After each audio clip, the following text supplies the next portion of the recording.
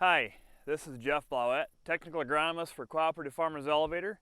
And on this week's Field Friday segment, I thought we'd talk about something that's probably going to be potentially of a concern here going forward in this corn. We had a lot of weather delays, obviously, and a lot of late planted corn this year, and probably more than we've had before. And one of the concerns I would have on this late planted corn is, this field was planted fairly on time, it's tasseled, it's silked, pollination's going on, but we've got a lot of corn that hasn't pollinated yet. Silks aren't out, tassels probably are a week or maybe even 2 weeks away yet on some of the really late stuff. But the concern I would have is, historically, if we have replanted corn, we worry about rootworm beetles emerging and clipping the silks and having an impact on pollination or stopping pollination from being successful. We've seen that before, just on some, rare replants that end up getting, their only thing pollinating within a nearby area. So all the beetles and all the insects go to those fields late. We've got a lot of acres that could be at risk of that this year. So I just wanted to make you aware of something we should be watching for. Rootworm beetles are starting to emerge now, and it doesn't really seem to matter if the corn is not tasseled or if it's done pollinating and a long ways along.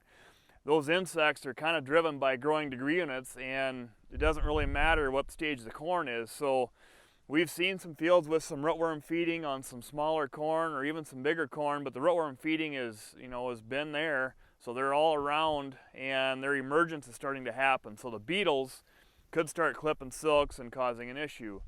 Here's a picture I borrowed from Purdue that kind of shows what the silk clipping looks like. It's kind of looks like what it says it should. It's just clipping the silks off, but if they chew those silks off before pollen grains hit, we're not going to get a very good pollination, and we're going to have yield loss for sure. So as we go into the end of this fungicide season here going forward, we're just starting to fly a lot of fields now this week. Next week we'll probably have some more, but that may continue, and we may not want to spend the money on a fungicide potentially on some of these fields. That's fine.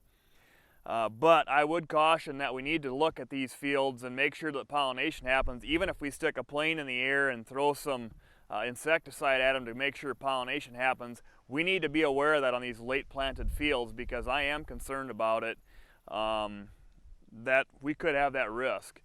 The other thing, if we are going out into those fields, another benefit, I expect that to be an issue too with these cooler weather patterns we've had, is we could have some corn aphids that come into this corn, especially late planted corn. They could do some damage as well, so that could give us some more benefit out of that insecticide application. So just wanted to make you aware. It's a situation that's kind of unique a little bit to the 2019 season. We've got big corn. Here's a few examples of some smaller plants that, they aren't even just starting to throw, a tassel. The ears and the silks aren't here yet. We could have whole fields or areas of fields with this going on, and I want to make sure that we don't lose yield because of that, just to make you aware. So that's this week's Field Friday segment, and we'll see you next week.